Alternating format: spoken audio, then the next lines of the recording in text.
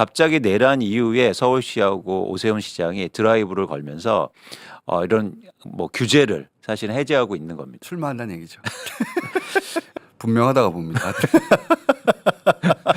끌어올리려고 하는 거죠. 네, 봐라, 내가 부동산 가격을 끌어올릴 사람이다. 그렇습니다. 라고 지금 선언하는 거나 마찬가지. 그런 내가 출마한다.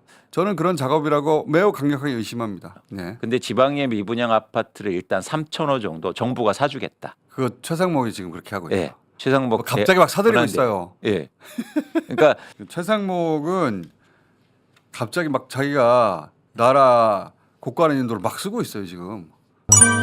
자, 서울시가 갑자기 부동산 가격을 올리기 시작했습니다. 이광수 광선의 복덕방 대표 안녕하십니까? 안녕하세요. 이 복덕방 어떻게 되고 있어요? 간만에 여쭤보는데.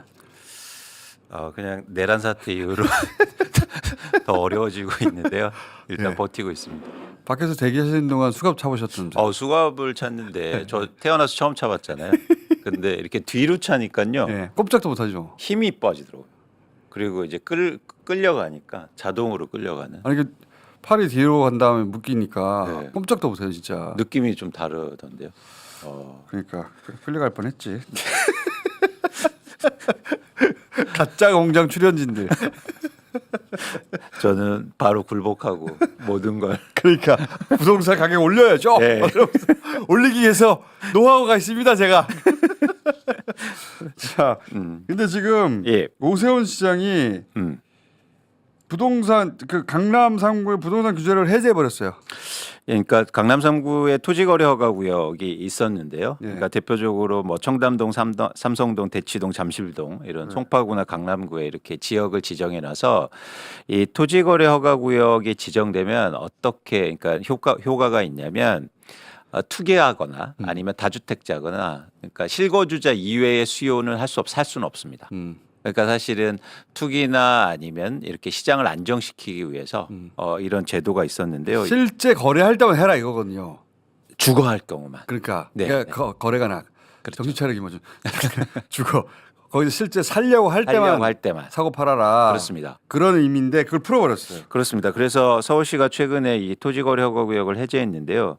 그러면서 바로 시장의 변화가 일단 일어나고 있습니다. 근데 우선 짚어봐야 될 게 뭐냐면 왜 지금 서울시가 지금 네 오세훈 시장이 왜 지금 계엄 직후에 하필 지금. 그렇죠.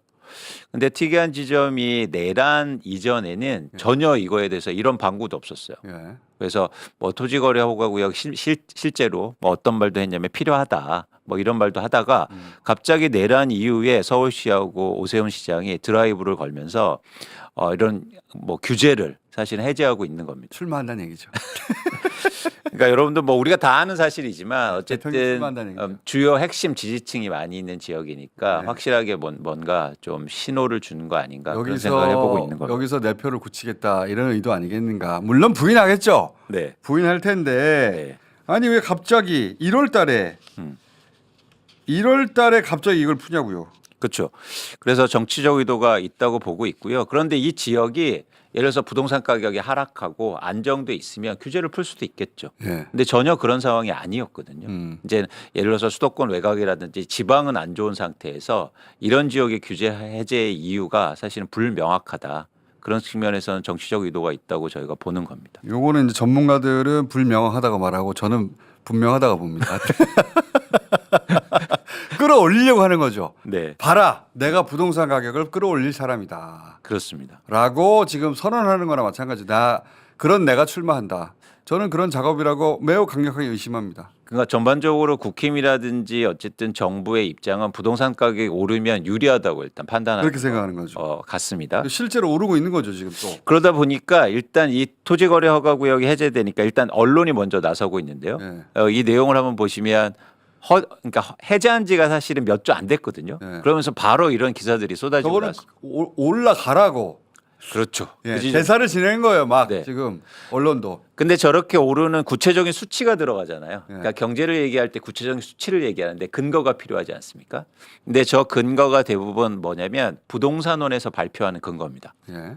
부동산원에서 토지거래 허가 구역이 해제되면서 부동산 강남의 집값이 오른다라는 발표를 합니다. 예. 근데 저희가 그 내용을 한번 살펴봤어요. 실제가 오르는지. 예. 그래서 다음 장을 한번 보시면 다음 장 주세요.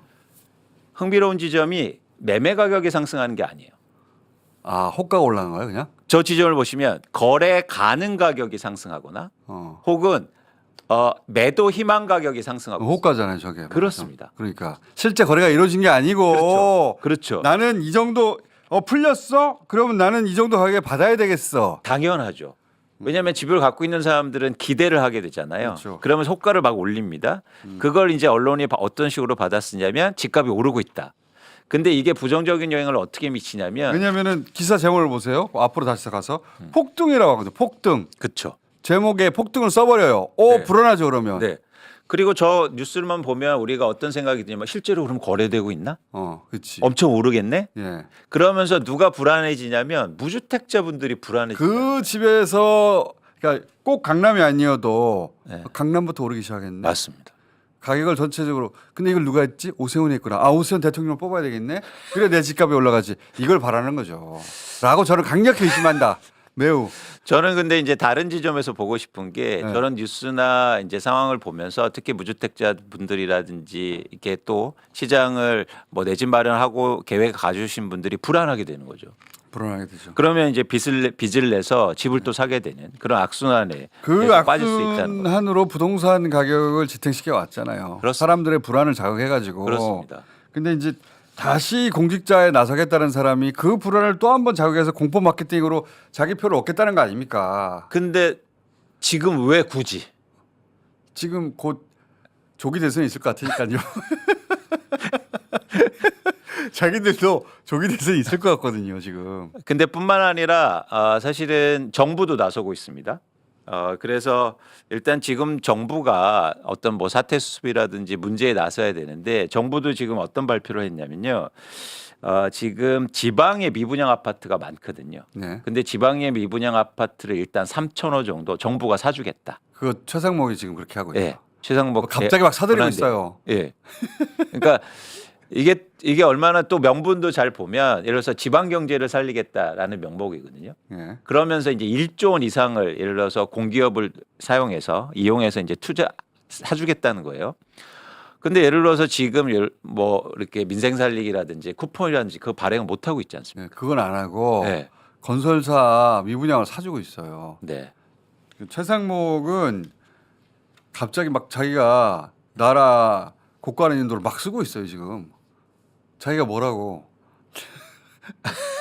내란 대행인가요? 대란숙의 대행이라고 네. 유시민 작가가 하던데 돈을 갑자기 쓰고 있어요 막 자기가 그렇죠. 조 단위로. 그렇죠. 그래서 이렇게 건설사가 살리는데 이제 두 가지 문제점이 있는데 첫 번째는 미분양 아파트가 생긴 이유는 건설사들이 분양가를 너무 높게 받고 그렇죠. 그리고 사업을 잘못했기 때문에 물건을 안 팔는 거지 않습니까? 그렇죠. 그거를 정부가 사준다는 거예요. 그건 뭐냐면 모랄 해저드 일종의 도덕적 해이가 발생하는 거죠. 아니 우리가 만년필 만들었는데 만년필이 안 팔려. 그럼 네. 정부 사줍니까? 안 사주. 절대 안 사줘. 다른 어떤 것도 안 사줘요. 뉴스공장 만년필 안 팔리면 정부에서 안 사주잖아요. 안 사주죠 절대. 그럼 우리 망하지. 환율 올라가는데 그거 대신 갚아줍니까? 안 하지. 그렇죠. 근데 이 부동산만 꼭 대신 해줘요. 그러니까 유독 부동산만 그리고 건설사만 건설사만 지원에 나서고 있는 거고요. 두 번째는 사실은 궁극적으로 그럼 어떻게 되냐면 다시 또 이런 악성 미분양이 팔리고 또 부동산 가격이 오른다는 얘기가 있으면 결국 개인의 부채가 늘어나고 그러니까 그 돈이 사실은 또 건설회사나 이런 부동산으로 갈 수밖에 없다는 거죠. 빨리 대선해가지고 이거 다시 다 재조정해야 됩니다.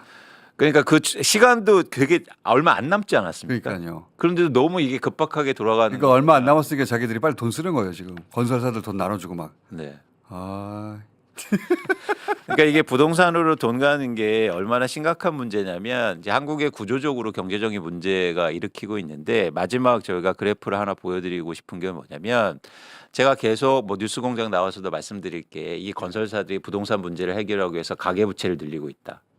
그래서 문제를 해결하려고 하고 있다라고 말씀드렸지 그건 뭐 않습니까? 2년 전부터 말씀하셨죠. 그렇죠. 그러면서 이제 은행이 엄청나게 돈을 벌기 시작하지 않습니까? 그래서 보시는 그래프는 은행권의 이자 이익인데 저렇게 급증하고 있습니다.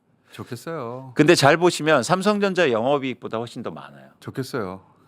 좋죠. 정부가 저 은행의 이자 이익을 만들어준 셈이죠. 그렇습니다. 예. 그러니까 기재부의 영향력을 의심해 봐야 되는 거죠.